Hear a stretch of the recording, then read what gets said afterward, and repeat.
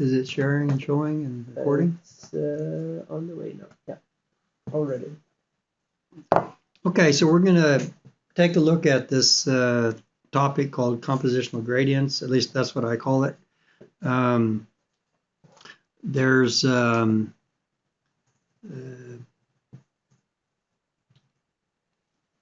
couple of papers that did. The first one with Paul Bellery, who worked for Petrofina at the time and was working on the Ecofisk compositional gradients in the Ecofisk field, looking at non-isothermal gradient methods.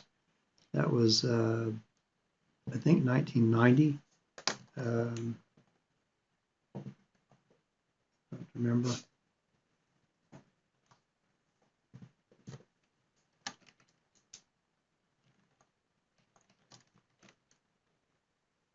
'94.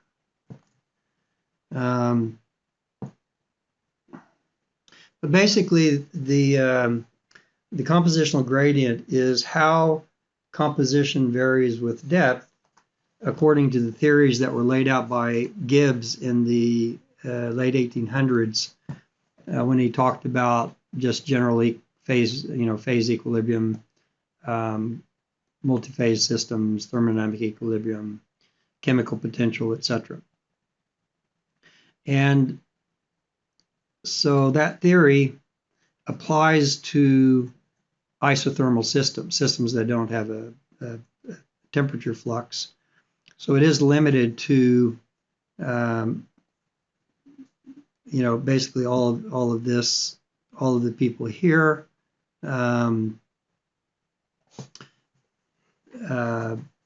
Assume that temperature of the reservoir, and I'm going to use D for depth, to vertical depth, that this was constant. Okay. Now, in this mass of tens to hundreds of papers from about 1980 till today, some of these deal with the approximation, because there's no really fundamental theory to handle that for a system where there's a flux of temperature within the system.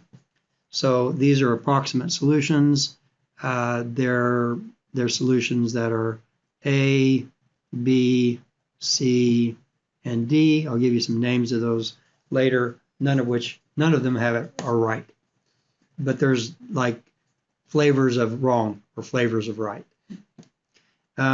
The isothermal case is fundamental. It's founded in, so if thermodynamics is right, according to Gibbs, then this is right as well.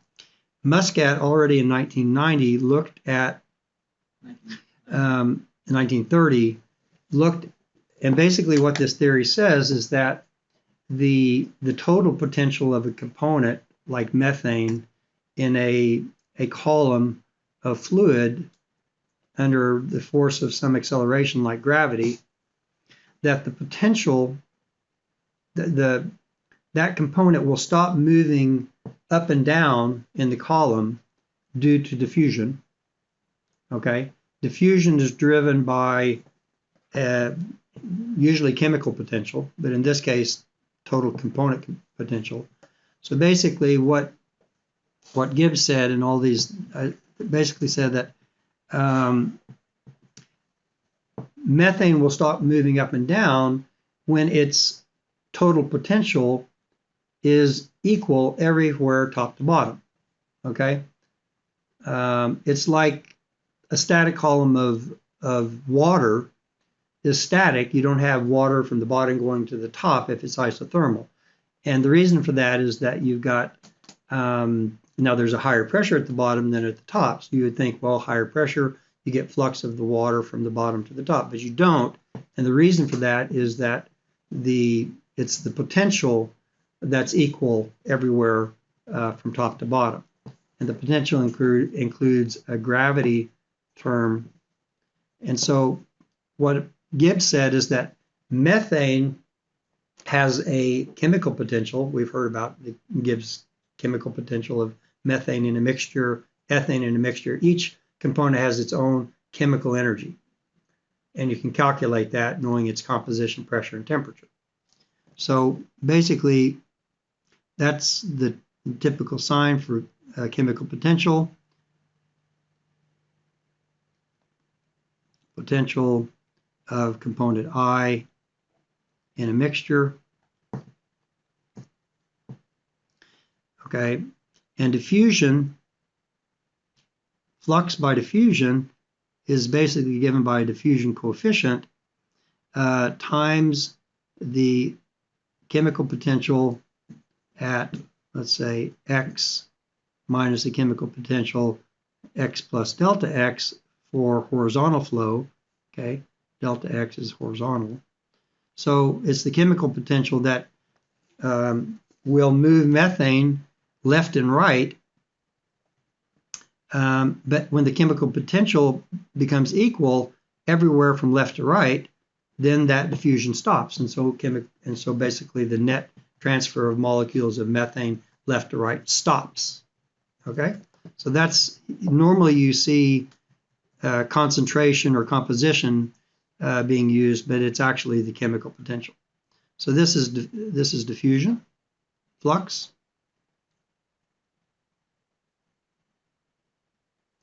But if you go in the vertical direction,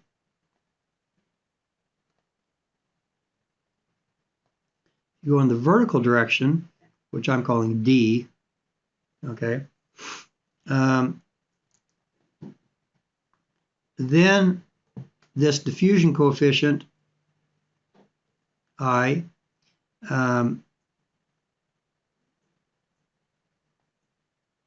is the same diffusion coefficient, but now it's as with the case of a static column of water, you have a pressure potential that's got pressure itself, and then it's got the density of water times gravitational acceleration at not x, but at depth 1, minus the total potential component I at depth plus delta depth, like this. So that's the driving potential in the vertical direction. Vertical flux, diffusion flux. Now, what Gibbs said is that the total potential in this system would be the chemical potential plus the molecular weight of the component, the acceleration, whatever acceleration might be. In this case, it's gravity. And then it's basically the depth minus some reference depth. And at the reference depth,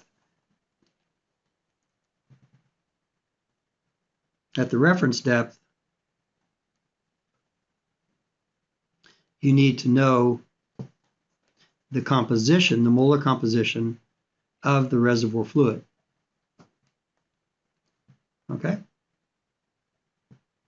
And you also need to know the pressure, and of course the temperature is constant. So you need to know the composition and the pressure at the reference depth.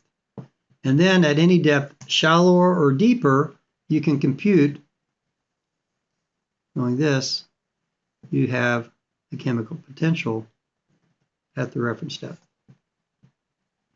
So you can basically then calculate the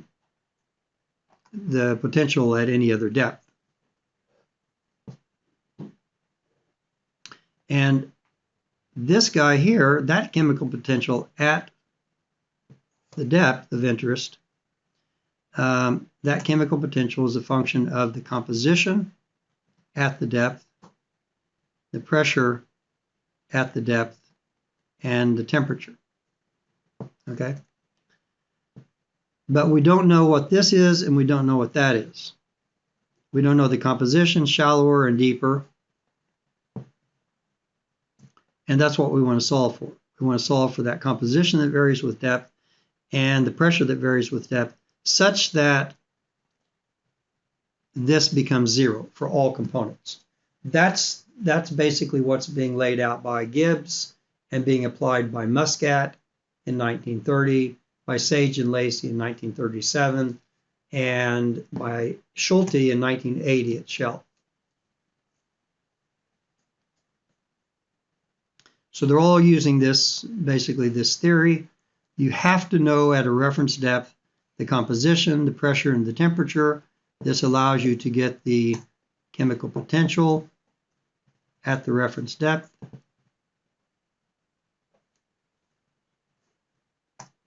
And that's going to be equal to the total potential at any other depth.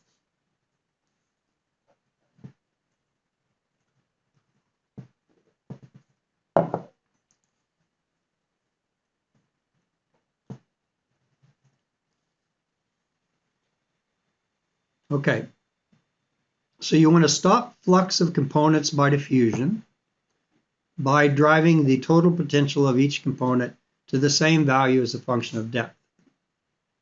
And you have to know the solution at one depth, and then we make that a reference depth. We then guess compositions and pressures at other depths until we satisfy there's basically n of these equations, right?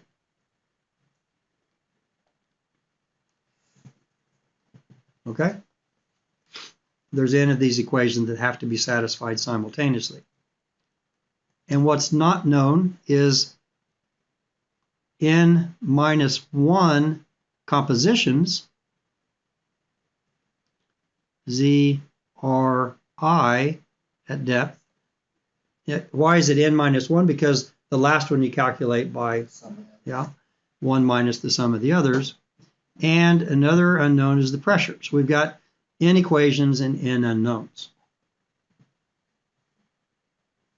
Similarly, you could say you have n plus 1 equations and n plus 1 variables.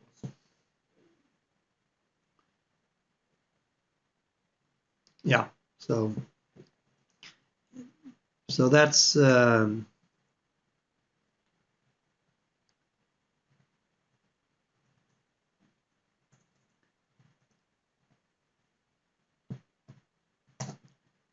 yeah, if you do it that way, you have n equations and n plus. So what's the last equation? That's the sum of the components has to equal 1. Yeah, so the sum of the components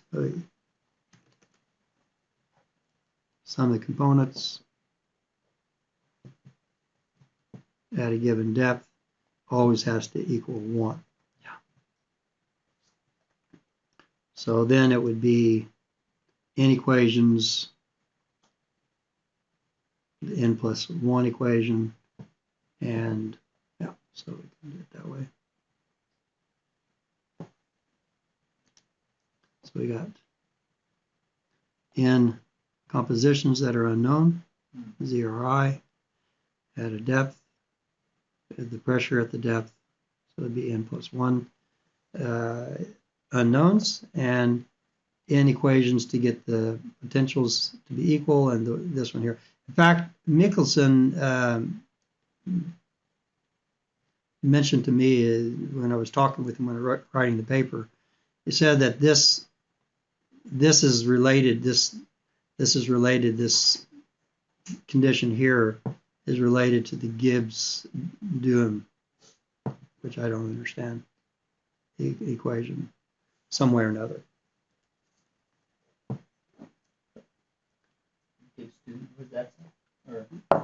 That's an extension of the, no, I don't know what it is. You have to look it up. Anyway, as I recall, that's what he mentioned was the background for that.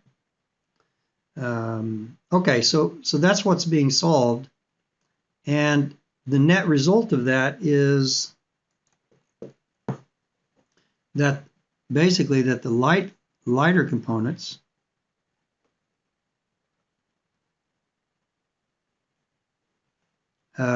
gravitate upwards, and the heavier components gravitate downwards. So you have a higher concentration of the C36 plus at the bottom of the reservoir than at the top of the reservoir. You have higher methane content at the top of the reservoir than at the bottom of the reservoir. So you get monotonic, for the isothermal case, you get monotonic segregation of the components top to bottom. Any questions? So that's the net result. So you would expect as a function of depth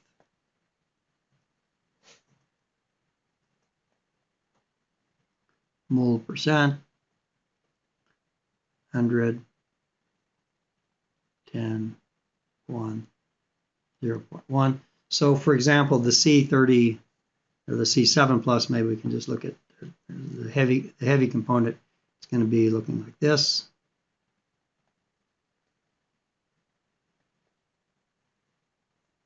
CN plus some heavier component, and methane, so we'll make that black, something darker, and we'll make red something like this.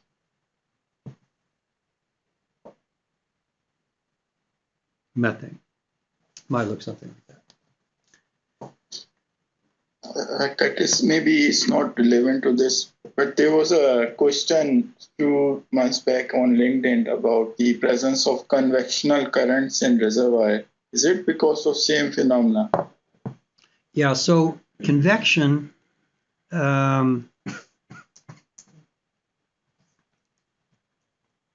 convection will be associated with, if you put in a thermal gradient, so this can have two effects, okay? This can alter, this potential being zero, basically, that it can alter how you formulate that. That's the first thing you can do.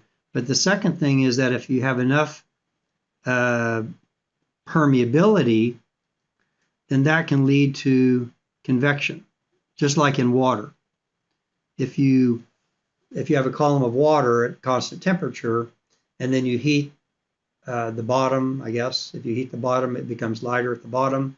That hot water tends to slide its way up to the top, but it doesn't go as a plug. It kind of like, you get convection, and if depending on the size of the container, shape of the container, you can get, convection cells of water moving around dynamically from top to bottom. In the same way, you could get convection you could get a gas oil system to mix in various ways through what's called thermal convection. So that would normally be related to the temperature gradient and how it affects not so much the individual component variations, but the bulk phase would start moving around as if it was a single component. You can get thermal convection for a single component without any, So convection is normally related to temperature depth variation, and it's normally ignored. Usman wrote that it's a PVT group question by Brian Moffat, just for... Yeah, it's just for the reference for everyone. So on LinkedIn, on PVT group, there was a guy named Brian Moffat. He asked this question to everyone. Yeah, so convection would be related to thermal gradient, which is the temperature variation with depth. Okay, and it requires high permeability in porous media, high permeability.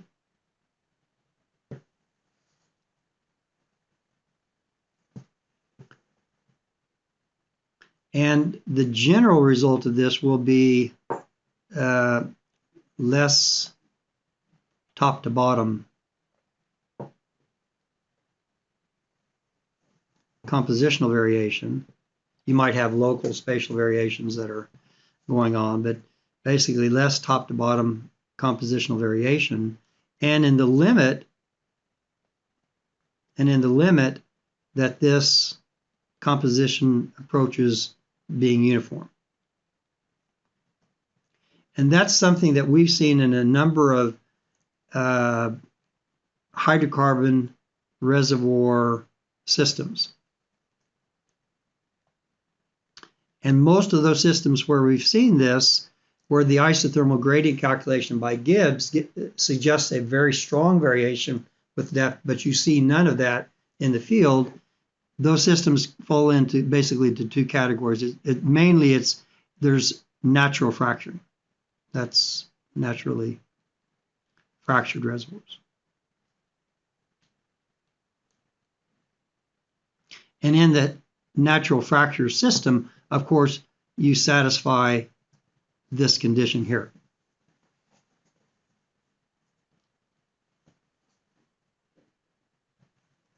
So Cupiagua, this is a tectonically fractured tight sandstone. There's a sister field, exactly same formation, Cusiana. Just adjacent, same fluids, same formations, but it's not tectonically fractured as the Cupiagua. Here, we basically have this gravity, chemical equilibrium, gas on top, transitioning into oil at the bottom over thousands of feet from top to bottom. In Cupiagua, it was just the same fluid system, same rock and everything, but it's tectonically fractured. You have 6,000 feet of column, basically with constant composition. I mean constant. It's got a CGR right around 350 stock tank barrels per million, top to bottom.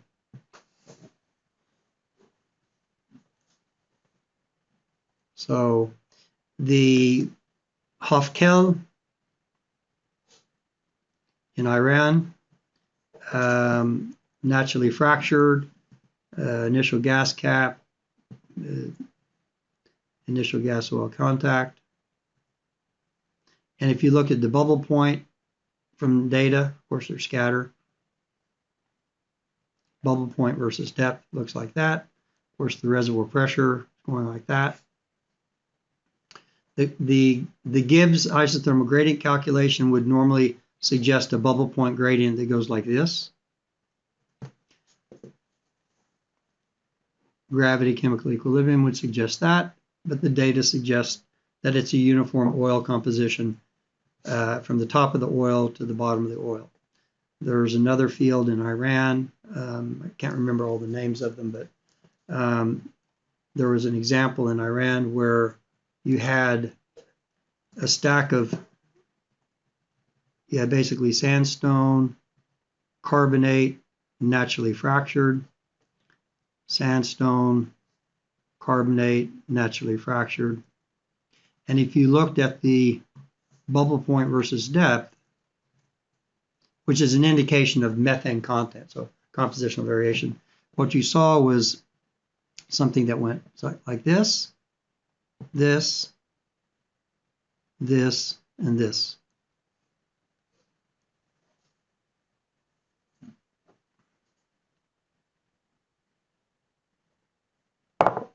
The suggestion being that you've got this convection mixing here, convection mixing here, and not in the sandstones. So there's a number of examples that we've seen where it suggests that convection and mixing exists.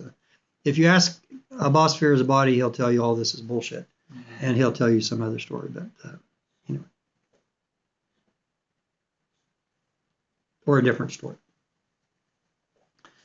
Nobody really knows, but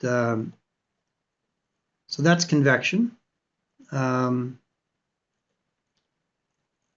thought I'd give you a little bit of insight on this this history here. Muscat, when he looked at it in 1930, of course, computational power was limited, and what he did is that he used a very simple, I'm going to say approximate is so simple, I don't even remember the name of he used a very simple equation of state to estimate this chemical potential. Some kind of, he assumed it was just liquid, some kind of ideal like liquid, and he used a very simple equation of state. And the conclusion of this study was that we should not expect in petroleum reservoirs compositional variation with depth. That was the conclusion. And there are very few papers by Muscat where his conclusions are wrong. But this is one of them. In fact, I think I have the paper.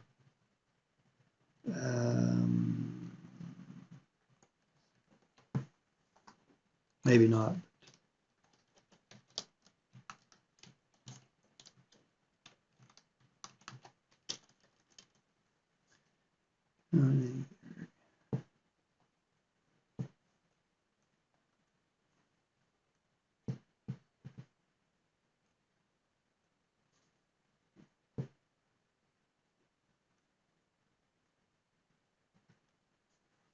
Doesn't really matter.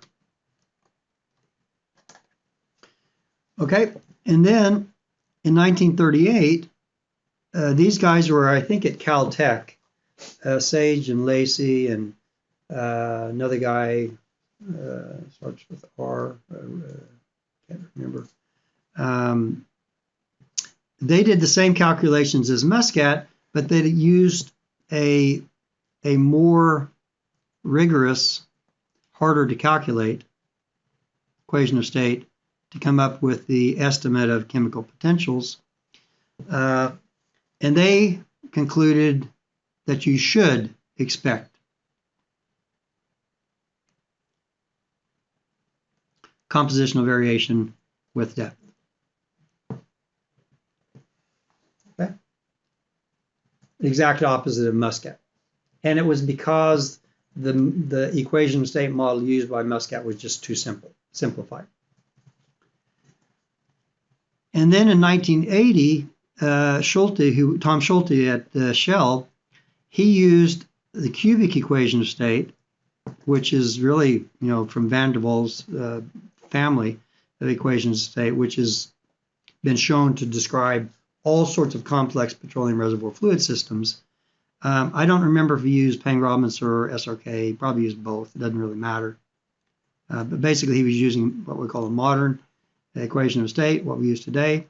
And he not only verified that that you could get significant, large variations of composition versus depth, can generate saturated gas oil contacts, undersaturated critical transition gas oil contacts, all sorts of things, and basically gave many examples here, example calcs that showed this. And then everybody got on the bandwagon, 1980, everybody had computing power, and everybody started making calculations, and some people tried to throw in the non-isothermal effect, and blah, blah, blah, things went out. So there's tens, if not hundreds of papers and theses. Now this one here, I mentioned it because it's got a good reference list. And the purpose of this paper was to just map out for lean gas condensates, for rich gas condensates, all sorts of fluid systems, high pressure, low pressure, near saturated, highly undersaturated, good reference, and many, many examples. Okay?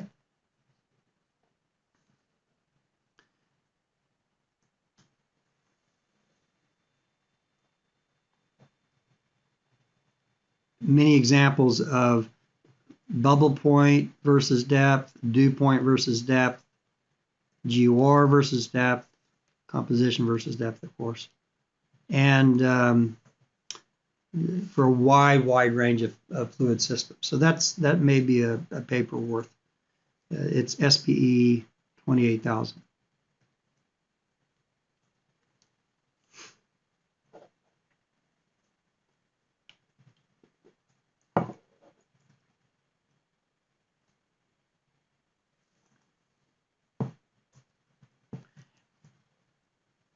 And then there was a co-author on another paper that we did later that talked about field applications including the Cupiaguas, things like that. That was written by Lars Heyer and myself. That also might be of interest because it's got these field cases. And I think that is, not sure what that paper number is, but uh,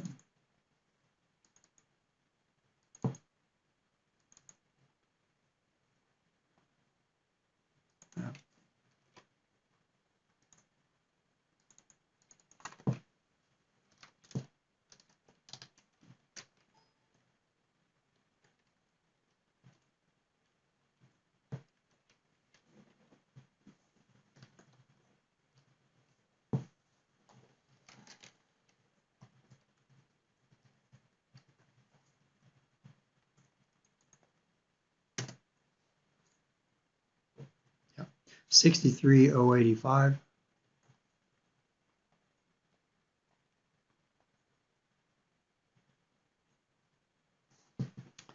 And what's kind of nice about this paper is that it starts out giving a list of 10 reasons, maybe more, 10 reasons why the isothermal GCE model will not apply to a reservoir.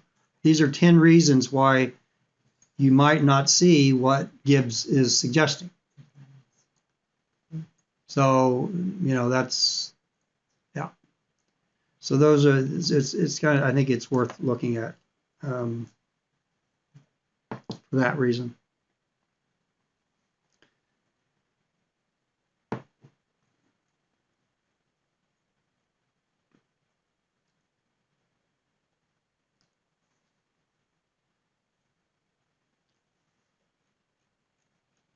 Okay, so now,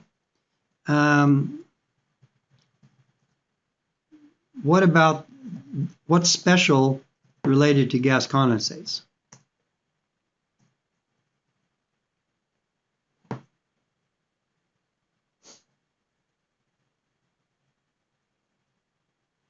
So I just want to try to bring out a few things that are special, particularly related to gas condensates, with respect to grading, compositional grading.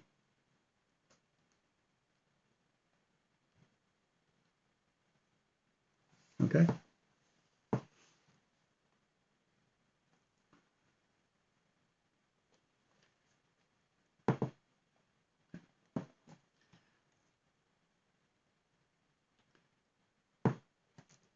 So let me just finish with a summary of what's needed to do a calculation with a GCE. I don't know if I called it CGE or I don't remember. Whatever calculation. How do you make the calculation? Just so you're aware of what you need. Okay. One, you need an equation of state, preferably tuned to a wide range of fluid samples and PVT data. Second, you need at a reference depth,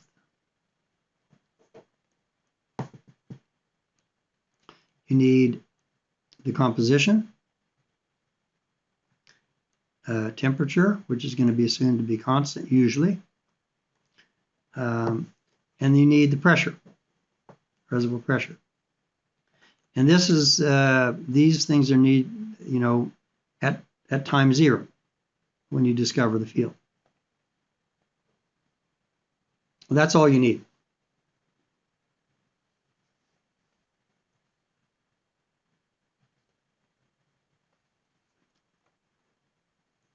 And then with that information,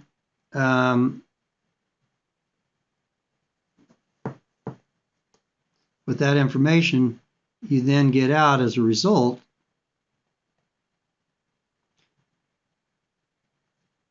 as a function of depth, you get the molar composition.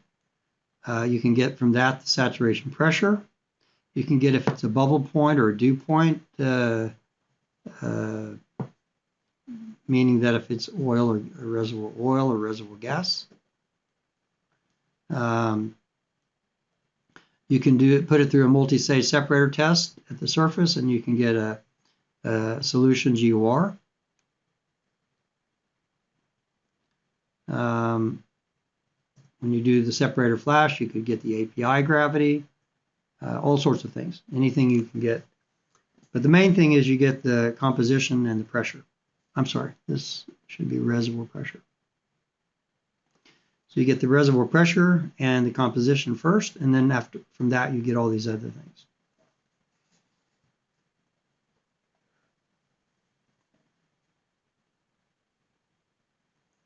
Okay.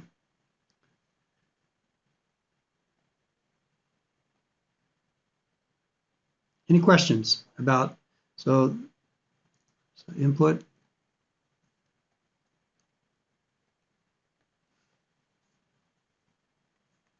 And I think in this COOF paper, there's some discussion of that calculation for gas oil contact, even though they haven't found it, it predicts a gas oil contact not very deep in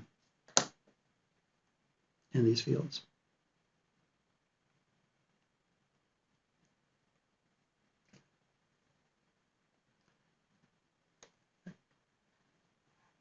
And I think if we go to that COOF example here, the paper, we go to the tables, and the last one here, this tables 3, 4, 5, and 7. That's where the compositions are given and some depth variations in composition. So the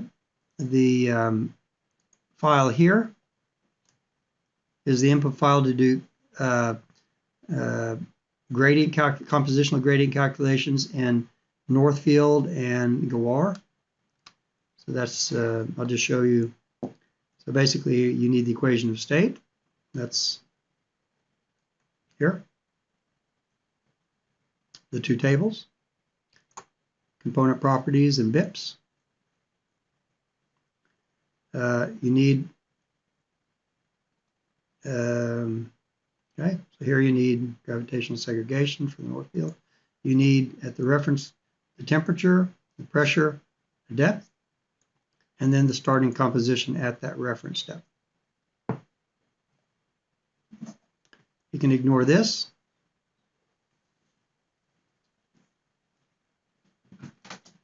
And then basically you can just put any depth above or below, and it'll calculate the pressure, composition. You can store the composition. For example, here it's being stored.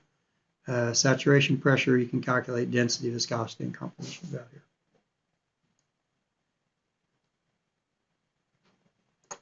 That's all you have to do. Okay. So, and then the output file for that is here. So we can do search for segregation. And here you see it calculates the depth. Tells you if it's a gas or an oil, or if it's at the gas oil contact. The reservoir pressure, saturation pressure, density. You can see this discontinuity of gas densities here. And when it turns into an oil, you get oil densities. Likewise, viscosities and the compositions. You can see the methane content going from 82% to 58%.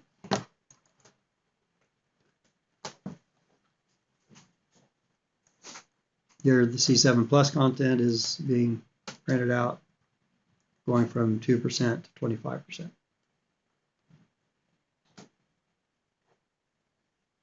Okay, so that's any questions about the compositional gradient calculation, the input, or the results? This is a nice simple example related to this fluid system.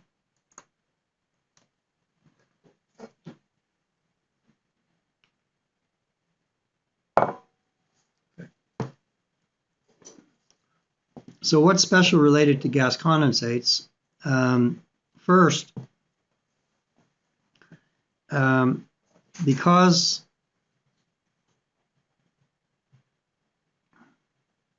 a significant percentage of the value of a gas condensate field is stock tank barrels condensate, right?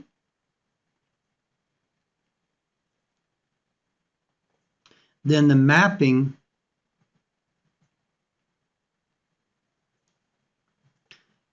of the solution oil gas ratio spatially, and I'm going to write spatially I, J, and K, where K is depth. That spatial mapping becomes very important because you're mapping the initial oil in place, so to speak. Okay.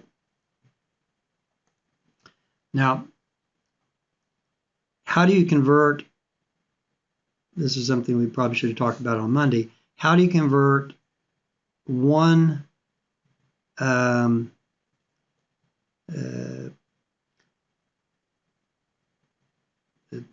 volume, hydrocarbon pore volume? How do you convert one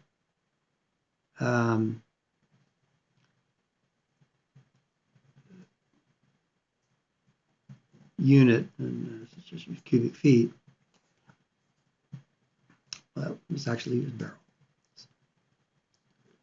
One reservoir barrel of hydrocarbon pore volume. This is filled with gas condensate. Okay. So how do you convert that to, when you bring that to the surface, you go through a process and you end up with VO, surface oil, stock tank barrels. Okay. So what's the conversion property? We talked about this on Monday. So if we want to know, for example, what is the, if we start with the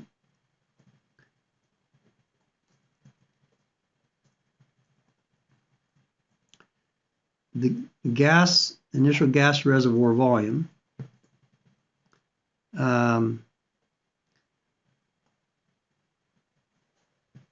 volume of gas in the reservoir initially, divided by the volume of what you end up as stock tank barrels. You can't get this directly from a single PVT property. That you don't have this term here. Okay. But what you do have is the ratio of that initial reservoir gas volume to how much surface gas or dry gas we get out. This is the BGD, right, at initial conditions. And then we've got the surface gas to the surface oil ratio,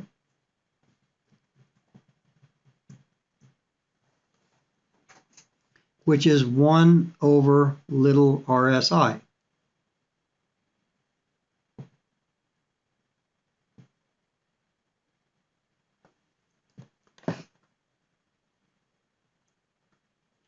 And so this ratio here, what we often call this, it's kind of like what the geologist wants to know, because the geologist is going to have different scenarios where he or she calculates different volumes here, and the geologist wants to be able to convert that to stock tank barrels, okay, to talk to the VP. So they want to know how to convert their mapping of hydrocarbon pore volumes of what's actually reservoir gas into stock tank barrels. So what we call this ratio is the geologist's formation volume factor, oil formation volume factor. I'm going to call it tilde because it's not the true BO.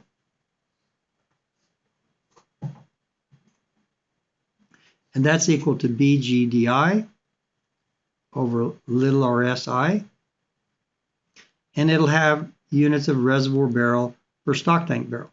Just like if it's an oil phase, you know, we have the true BO, which is reservoir oil volume initially over how much you get a stock tank barrel from that reservoir oil volume. So now we're talking about kind of like if we just want to convert a hydrocarbon pore volume barrel to a stock tank barrel, then this is what we're going to call it. For gas phase, reservoir phase, we've got the geologist formation volume factor, which can be computed from the Blackwell PVT table like this. And then for the oil phase, we actually have the true physical formation volume factor given in the table.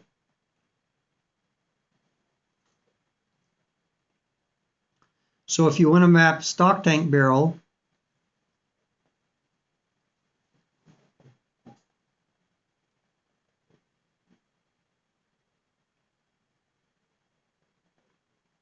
per hydrocarbon pore volume, so if you want to map stock tank barrel per hydrocarbon pore volume throughout the reservoir, be it reservoir gas or reservoir oil, doesn't matter. If you just want to map this quantity, okay,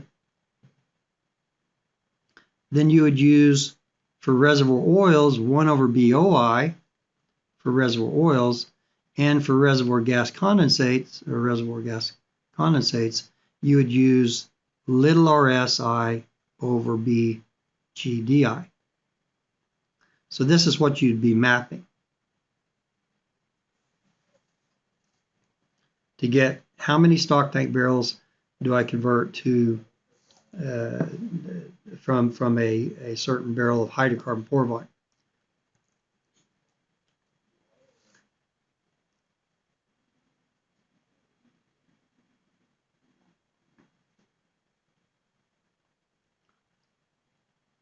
So mapping this, when I say mapping the little RSI, that's essentially mapping the this term here.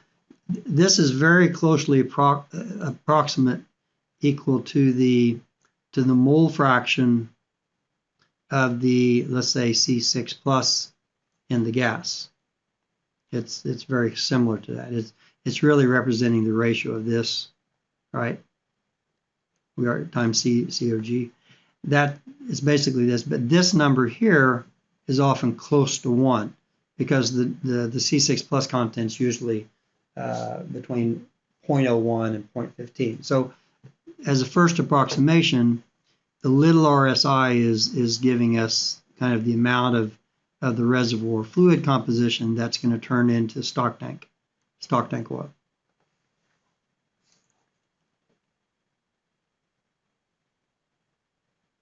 So mapping this becomes important to determining the total initial condensate in place.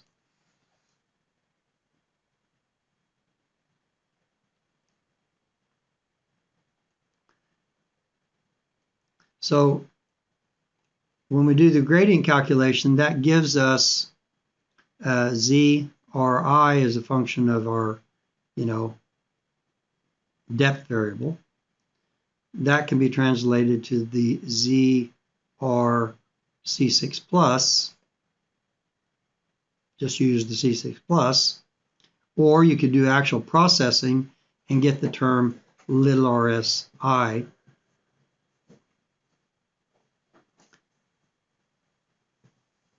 Okay, and so mapping this, that's what we usually plot versus depth.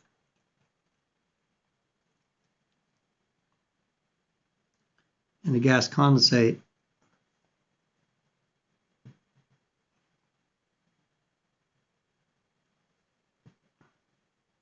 will typically go something like this. And if it's quite near saturated, then this might reach out here to 300,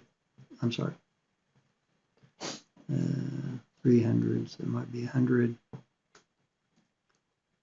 200, 300. This is an extreme. Stock tank barrels per million. Okay.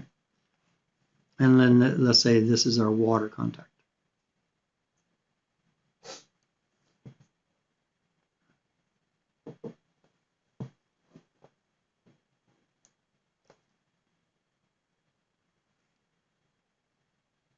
So the area in this curve here, that's the initial condensate in place, basically. Of course, if you divide it by BGI, it would be even closer to that. But it's essentially, this is our initial condensate in place. It's proportional with that. So knowing that variation, if you have your sample, let's say your sample is here, and you say, well, we're going to assume constant composition versus depth, then we're going to assume this curve looks like this as the simplest assumption. Then you can see that you're going to be losing all of this initial condensate in place out here to the right. If it was a naturally fractured reservoir, maybe that's the better assumption. But if you do the gradient calculation, you'll this is what it might look like for a near saturated system. Then you're having this extra condensate or not could be very important to the assessment of the reserve or the in place numbers.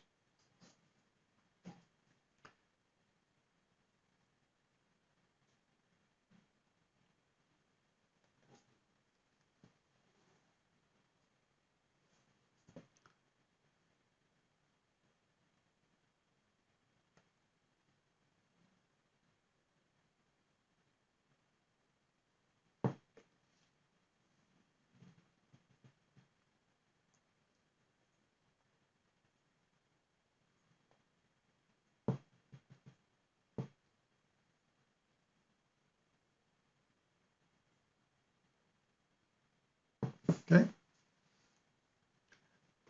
Now, our recommendation is to make both assumptions. If you discover a gas condensate field, you have a sample. It's typically up structure because you often drill into the structure, top of the structure that you see on seismic. If you don't get any hydrocarbons there, you're not going to get any hydrocarbons. So you often discover an up structure gas condensate sample.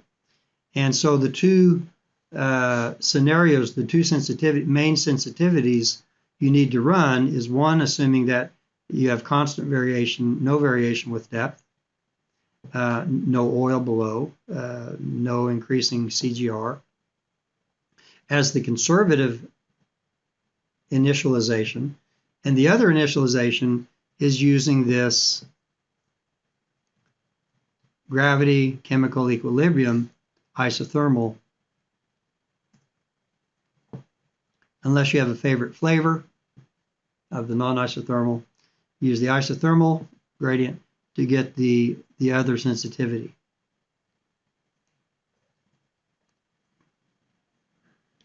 Number two, and that will always be more optimistic, more oil in place.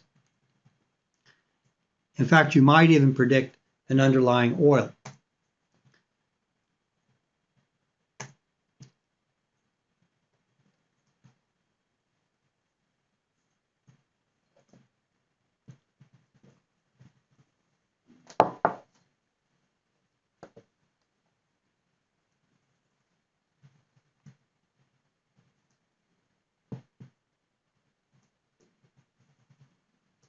And of course, as soon as you drill delineation wells, in this, you'll start seeing what are the compositions as a function of depth when you go deeper and deeper. So if your actual compositions start coming in like that, that's pretty much verifying the isothermal gradient calculation is the better model. If your data happen to stay something like this, then that's telling you the isothermal gradient is not what you want to use. Now, if you want a reason why it's not being isothermal gradient, pick one of the list of 10. So let the data tell you what you actually have. But in that first well or the first couple of wells where you have up-dip samples of gas condensate, then I think you're obliged to run as a base case the constant composition with depth and the isothermal as a sensitivity.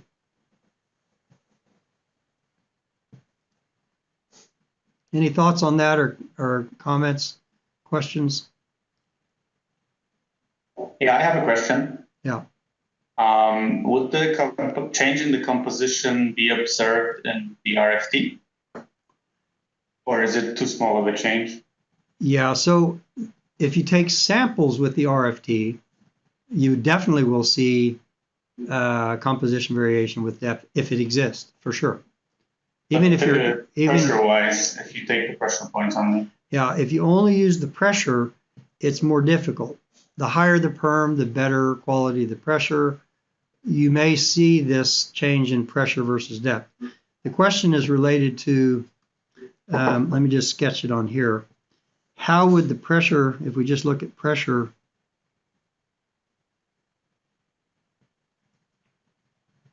depth,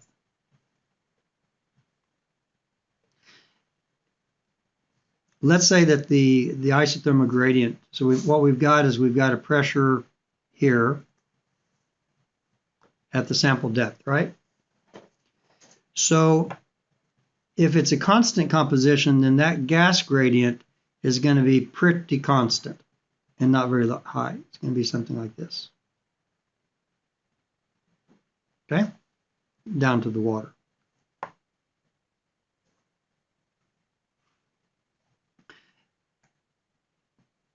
So the density of gas is a function of pressure and composition. Okay? In this case, the composition is constant, so you're only getting the pressure effect, and it's not very large. So we're going to get maybe a slight increase in the gas density. It doesn't show here, but it's going to be quite linear, like this. If we actually have the isothermal gradient calculation, as shown here, going from 120 barrels per million to 300 barrels per million, then that composition effect, the density is going to be getting quite a bit higher. So I would have suspected that in this case that I've shown here, what you're going to get is something more like this.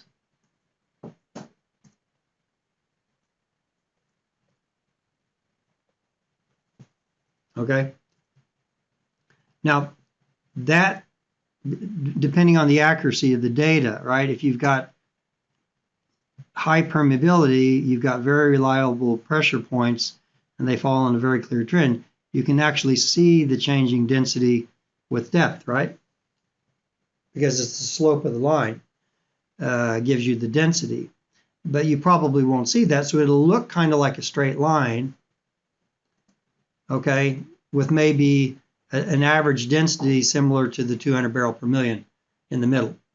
So it's difficult probably to say for sure. It'll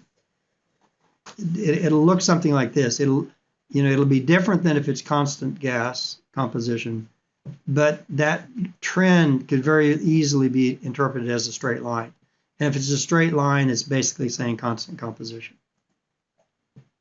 But if the density from the PVT data is not the same as the PVT density that you get from the RFT interpretation, then would that be an indication that? Yeah, but you don't have that until you need to get the sample of the sample measured.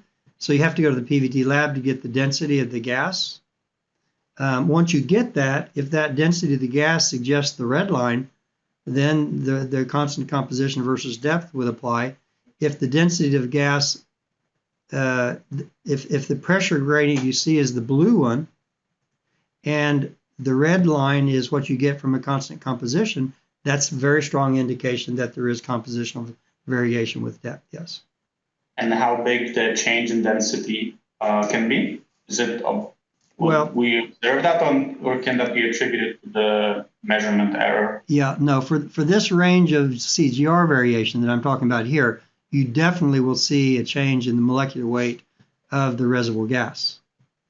So here it might be, let me just pick a number, 22, and here it might reach 35.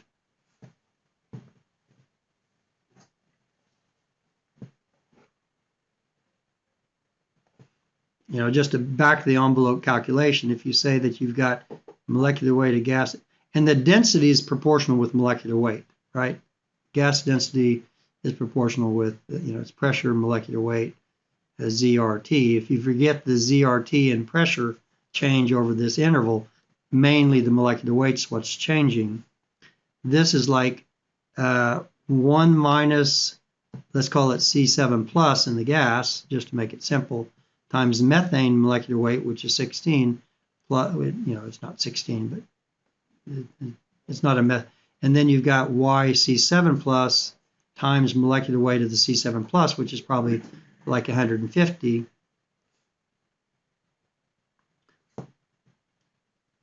And for what I'm showing here, the C7 plus content for the here is probably 6%, and down here it's probably 15%. So it's going from YC7 plus, top is probably 6 mole percent, and bottom, the way I've got it here, is probably 15 mole percent. So if you just put that into the formula here, you'll find, I think, probably see densities that range from 22-ish to 35-ish, I would guess. And that you'll see as the density increase, that range.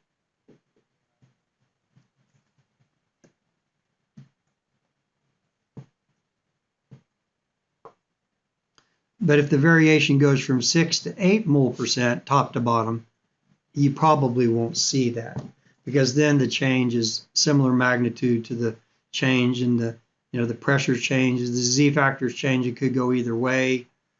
You know, it's temperature's changing. So you have to get lab data on the density of the sample. Yeah, and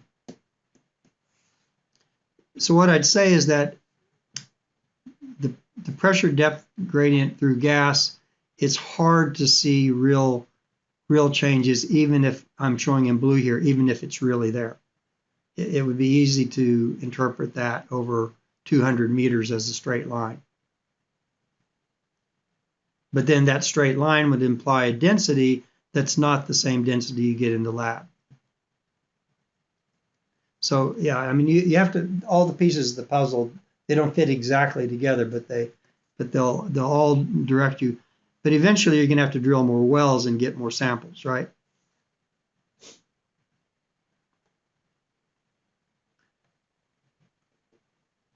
So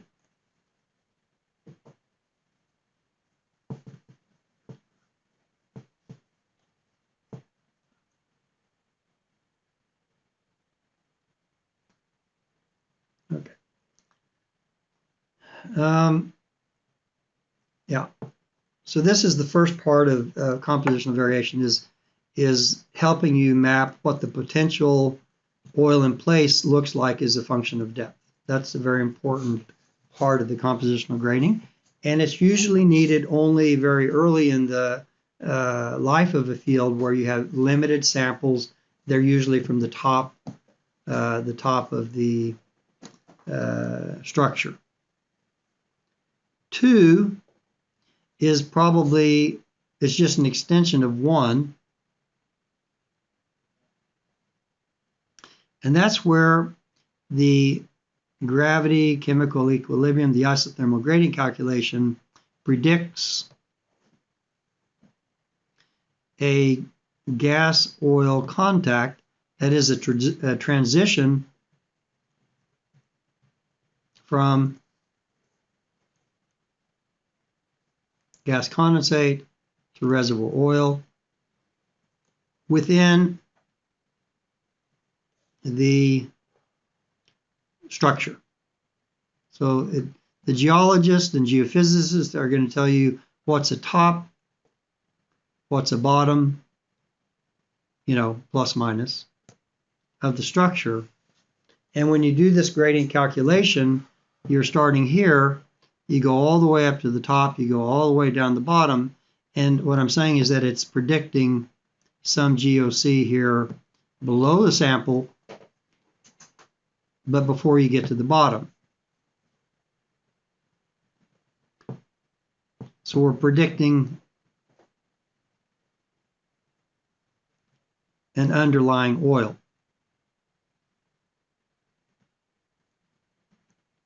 Now, this is kind of a huge deal for new discoveries because the value of oil field is much bigger than the value of the gas condensate field. And the VP and the presidents, everybody get very anxious. That's their first question. Oh, we discovered gas condensate. Okay, you predict an oil below. Even if the president's a bean counter like at Equinor, they probably know that.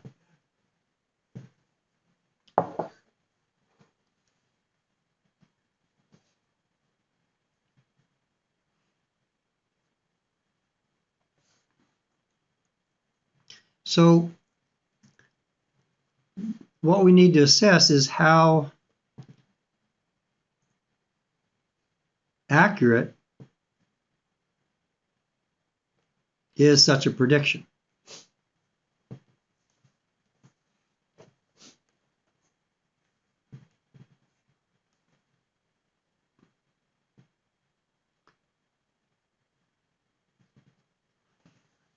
I've already told you about I don't gamble. I'm not a, you'd think so because I do this betting. I lost to my grandson. So, but, there's something called skin in the game. And I think that if you're going to lose money, if you say, oh, I think this, and then somebody says, I'll bet you $100 that it's not that, then of course the potential of losing lots of hundreds of dollars, it keeps you a little bit honest, a little bit of skin in the game, as we call it. And so it's seldom that the president asks they call in the PVT expert in the company, Total. We know who that used to be. They call him into the office and say, we own part of this field, and we got 300 barrels per million in the discovery well. The geologists say we got 6,000 foot of column here, right? We got 300 barrels per million at the top, and it's a little bit undersaturated. But do you think there's oil below? And this PVT expert, wants to be on the right side of the president, says, hell yes, it's going to be a lot of oil down there. And you got 6,000 feet of column. And based on his experience in doing these calculations, and he knows that he can develop the equation of state, and he puts in the composition, it's, 800 pounds undersaturated, it's a near critical fluid. All of that suggests that, if you just asked me, I would say, yeah, you're going to calculate a gas oil contact. And it's going to be right. That's what you're going to calculate. But if the president has you for this nice dinner or lunch and says, okay, Francois, I want to know, is there going to be oil here? That's a different question. Okay? And Francois is going to say, well, based on calculations, I think I'll calculate a gas oil contact. I think there will be oil. And then the president says, okay, what I'm going to do is I'm going to make you a bet. Okay? We're going to drill a new well, and where we drill it will depend. I'm going to bet you one salary. If you're wrong, you're going to lose a year's salary, probably lose his job. Okay? But if you're right, then you get an extra year's salary. Okay? I can guarantee you that Francois is not going to say, "Oh yeah, you're going to find oil."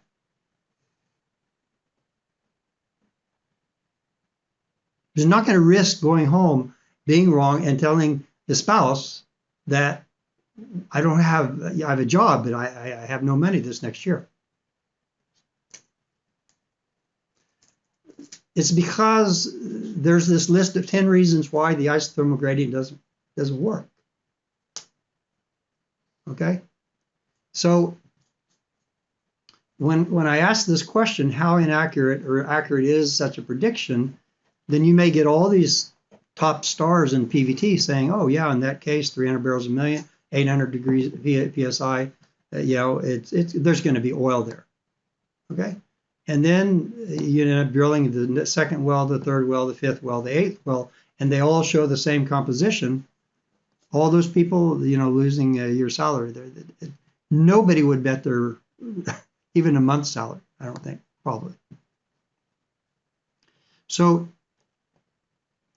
what I'm going to say is that it's not very certain. Okay. There's too many reasons. There's a list of 10 in the one paper why the isothermal or non-isothermal gradient calculation will not apply.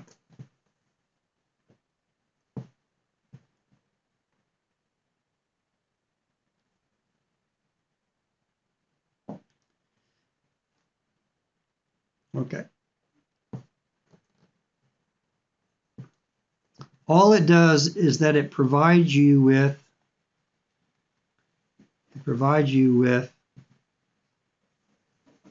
the sensitivity case,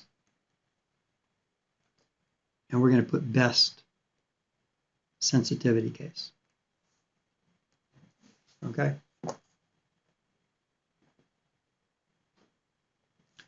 Regarding fluids in place, that is, stock tank barrels in place.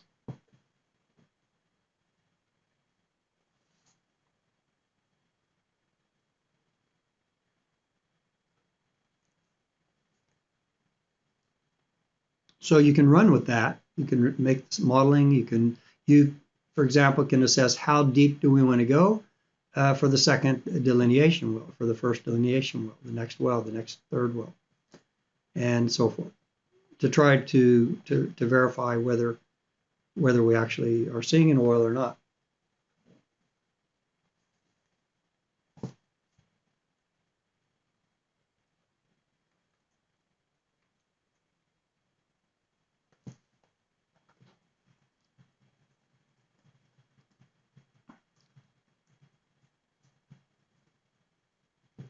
And this is a true story from this Cupiagua field, which BP was operating and discovered in Colombia. And this is the plot they had, stock tank barrels per million. And this went from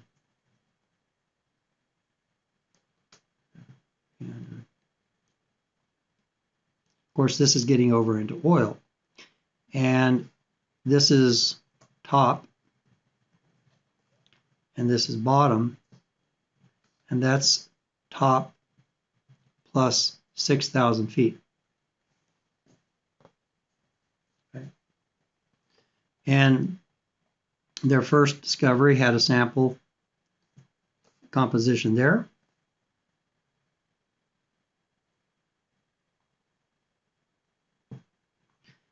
They had a pressure gradient through the formation at that point.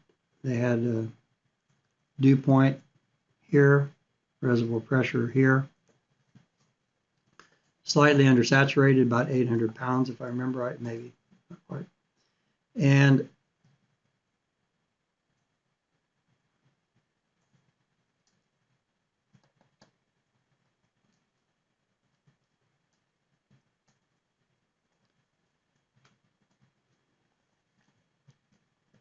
And so the PVT guy, the PVT expert at BP at the time, this was around 1990, if I remember right, was Shang Tai Li. He was the PVT expert. And so he made the standard calculations. And what he got was this isothermal gradient calculation basically predicted that the methane, the C7 plus increased fairly rapidly. He made the dew point increased, and basically right about there predicted a gas oil contact.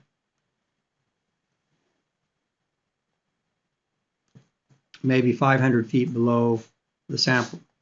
And of course, the rest of this, the bubble point predicts going down something like this. The oil reservoir pressure, increased. These were the predictions. So I'll make red the measured data. This is the only measured data here, and measured data here. So he made that prediction, and what that prediction did was that it put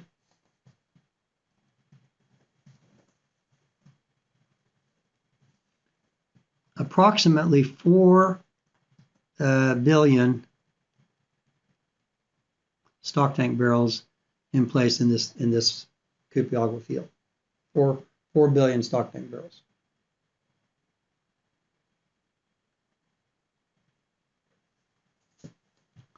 And an estimation of the GOC. So what did they do? They went down and they decided to drill the next well here to verify. Okay. And what did they get? They got a composition right there was the same.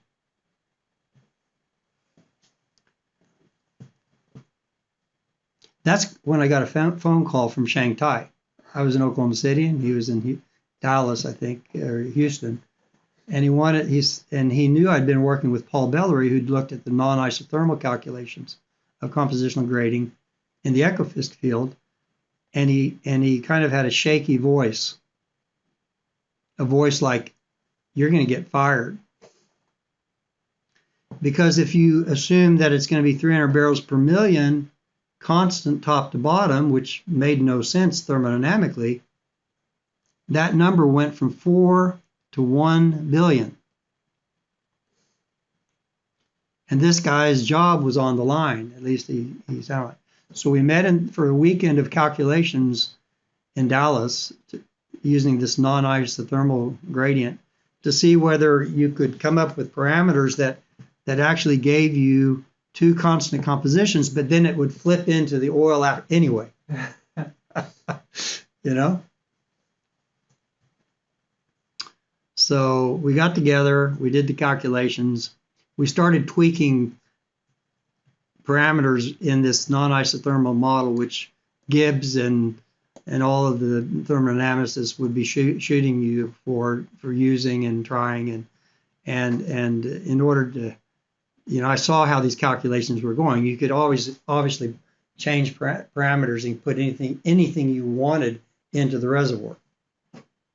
Okay, but at the end of the weekend, he had all these different calculations, and I says, Shanghai, I wasn't born yesterday, but I want to work for BP in the future. I do not want my name anywhere associated with what results you present to the management. Okay, you can take them and you can use them. I'll send you a bill for working a day or two, but I do not want my name anywhere. And it ends up, they drilled wells, I don't know how many, 50 wells they've got now, top to bottom. And by the way, I almost can't, I'm going to have to move this over. One interesting feature of the pressure, the actual pressure versus depth they ended up getting. They ended up getting pressure versus depth that looked, I'm going to show you what it looked like. You can zoom in.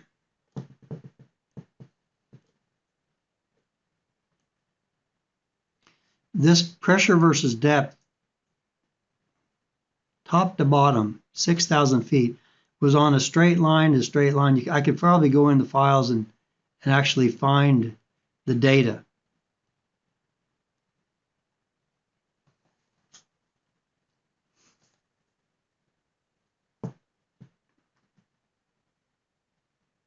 that was, 10 years later, we got involved in doing equation state modeling here. And then in order to find a compositional variation that would compensate for all of the, the pressure temperature variations here, the fact that they had the CGR constant, there were slight, you had to change some compositions with depth, not very much, but to balance this, to get this pressure depth variation. So it's kind of an interesting study.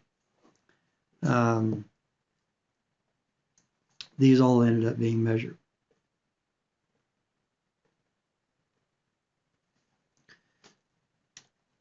So you don't want to bank on any gradient calculations that give you oil below a gas condensate. That's just a fair warning. It may very well be there. You may very well verify it with other data, new wells, and so forth. But it's not one. You don't want to put it as your base case, for sure. Any comments or questions about this? Good question. How you tested or used density correction for pressure points? PC, PZ versus depth in such conditions. How P do over you, Z. Have you tested or used density correction for pressure points? density correction? Yeah, you maybe should. Can you speak, Osman? Yeah, like we have in the material balance P over Z. Have you tried using P over Z instead of pressure versus depth? Like plotting P by Z over like the vertical interval.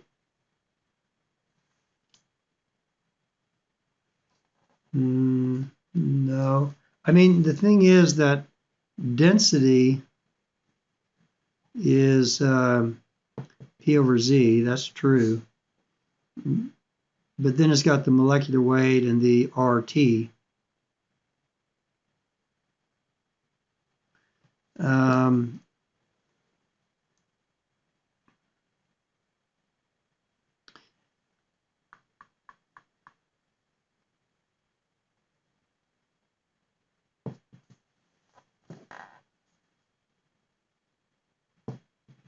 I haven't done it. I'm trying to think how it would. Let's say that the composition did not vary with depth. Okay. If the composition doesn't vary with depth, then that term would be constant. Okay. And then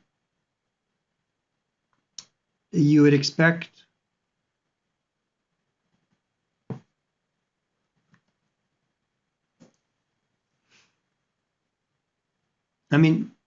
even though the composition is constant, the density would normally would vary with, okay, no, this is not the temperature has to be outside here. Yeah. So you actually have to do temperature out here. That's going to be increasing. That's going to be going up. That's going to be going up. This can go either up or down. No, I'm not sure, Usman, what you would get out of that. Have you done it, and do you have some interpretation of it? In one of the data rooms, they were plotting like this. I'm not sure why they were doing that. Okay, yeah, I don't see it either. Yeah. To be honest, there could be something there hidden. I don't know. So, Thanks. Yeah.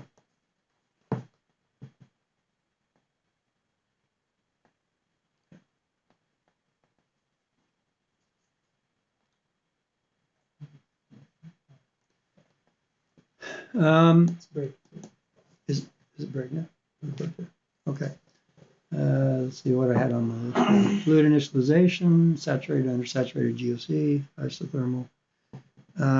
Yeah, one last comment just before we leave. The paper in 1980 by Schulte, this is a must read.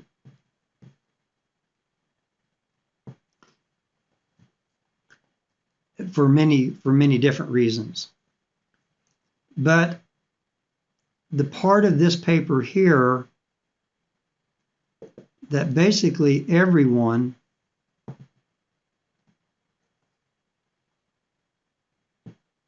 That includes me, at least until around 2000. Okay. Basically everyone. Karen Pedersen, Curtis Whitson, on and on and on and on and on, ignored.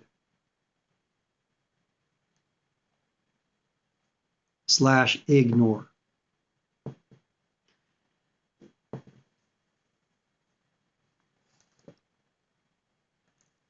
And shouldn't ignore.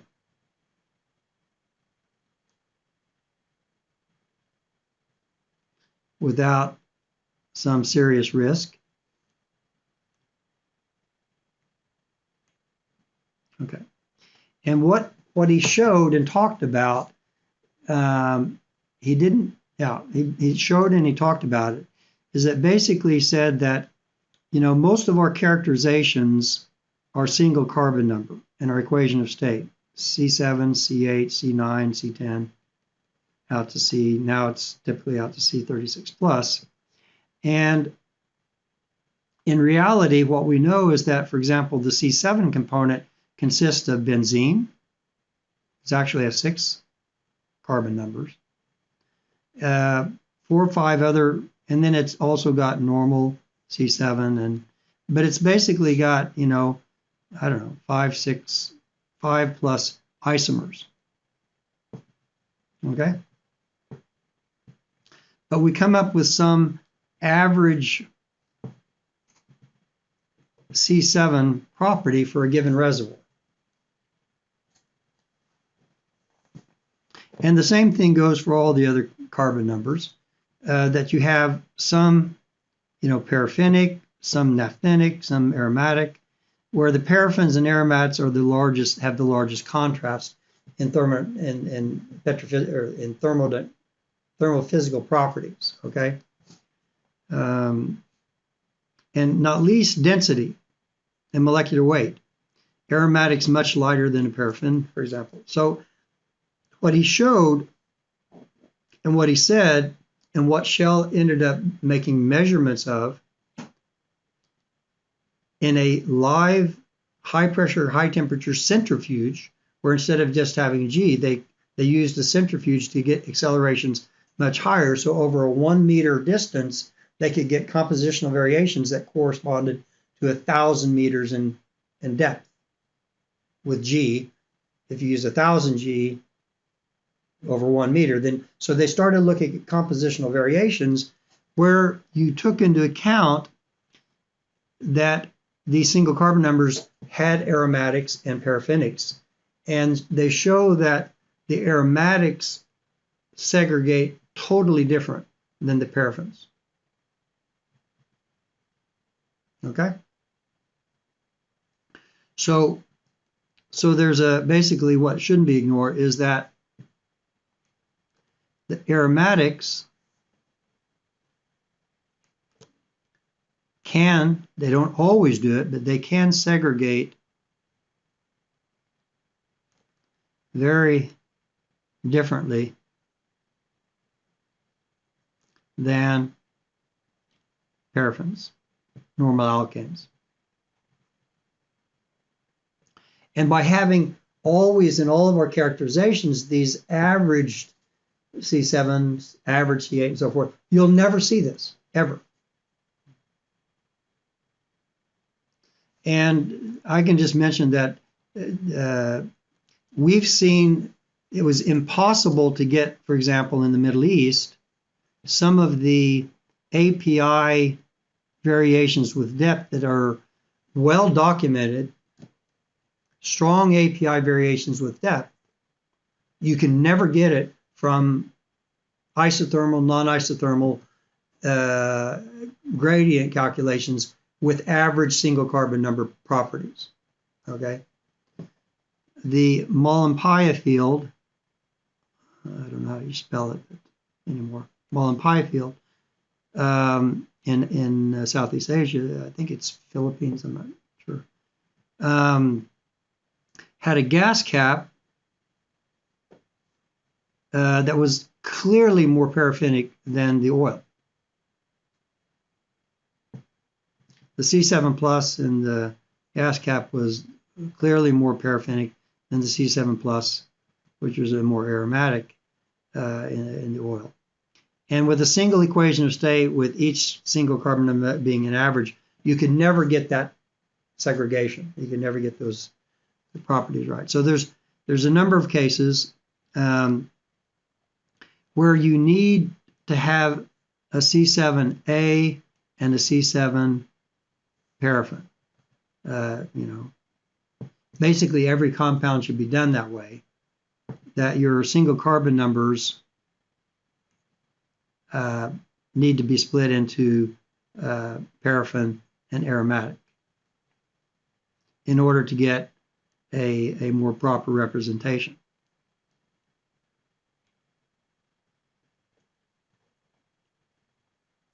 Sometimes the average carbon number will give a very similar gradient, but in other cases it'll be radically different. And so that's the last comment I just want to make.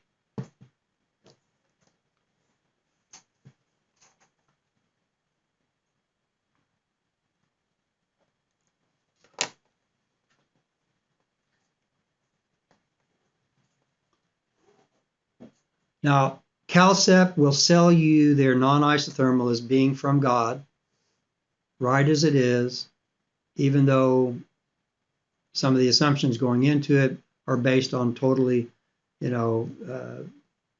arbitrary definitions of properties at some reference condition. They'll sell it as being right, the right answer, because it correctly takes into account the non-isothermal behavior. And when she presented this paper in one of the recent conferences a few years back, I made the question, well, what impact and do you treat the individual carbon numbers as paraffin aromatics as suggested by Tom Schulte in 1980? And they don't. They never make that characterization, splitting out the single carbon numbers. And what's ironic about it is the very earliest versions of their publications, and I think the earliest version of PVT-SEM actually split the single carbon numbers into paraffin, naphthene, and aromatic components. And that stopped. Technology there, they could probably pull it back out and allow you the opportunity to do that, but apparently don't. And so I think this simplification is going to be a bigger impact in the majority cases than using isothermal versus non-isothermal.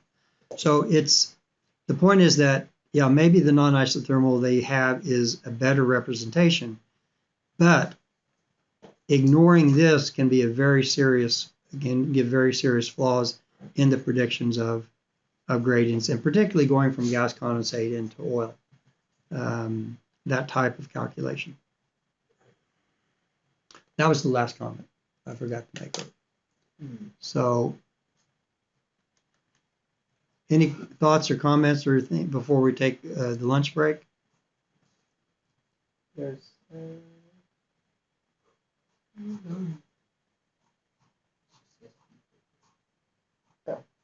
Okay. Use the reference to the paper was. It's SPE. Yeah, they've. So Which Osman paper? put it there. Schulte? Yeah. Yeah. SPE 9235.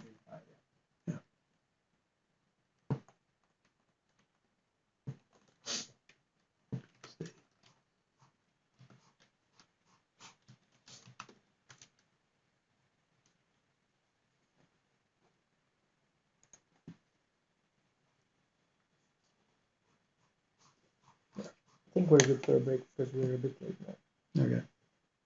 What you're looking for? I was just gonna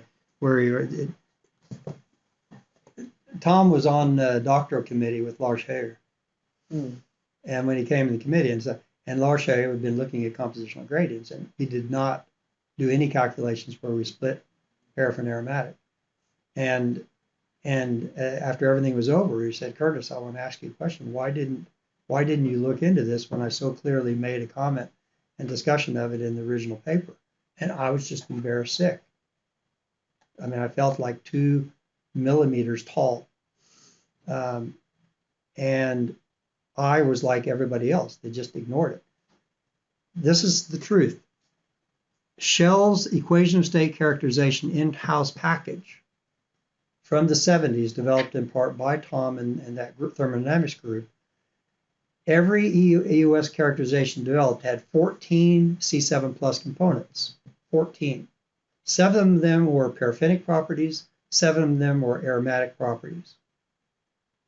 Fraction 1, paraffin, fraction 1, aromatic. That was the default characterization. Sometime in 2000, I don't remember what year it was, they mothballed all of their in-house software and got a corporate license of PVT-SIM. And never after that were they able to model this phenomena ever since then. I was just going to search for where. Was there a comment there from someone? Samir? Was it you?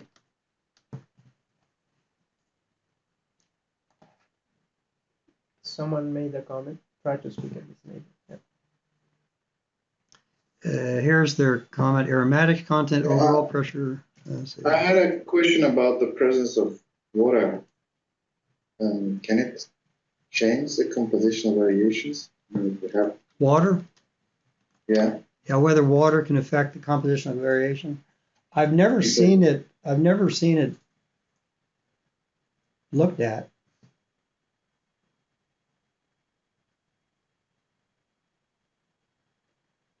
I don't think. I mean, so I don't know.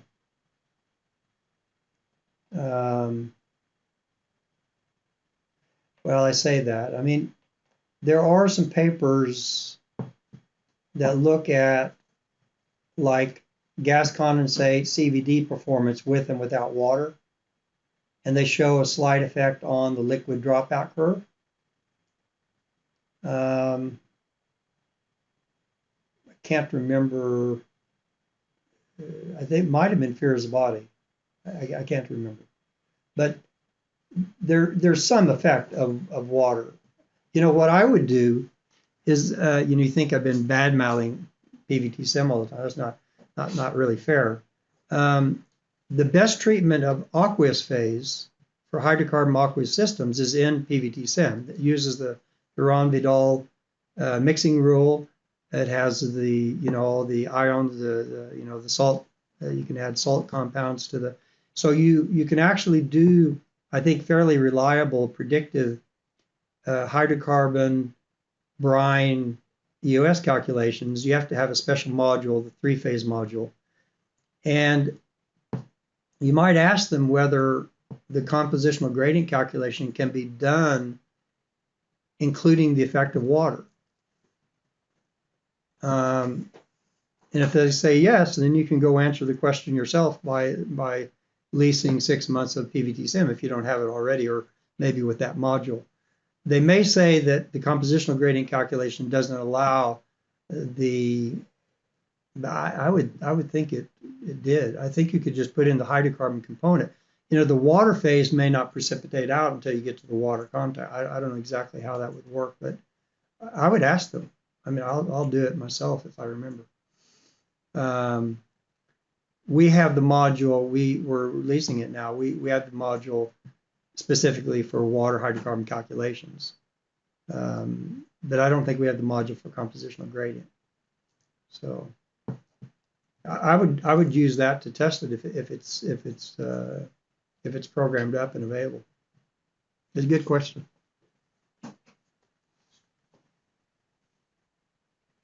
Okay, we'll take a lunch break. It's 12, so we want 12 to 1. We'll come back at 1, yeah.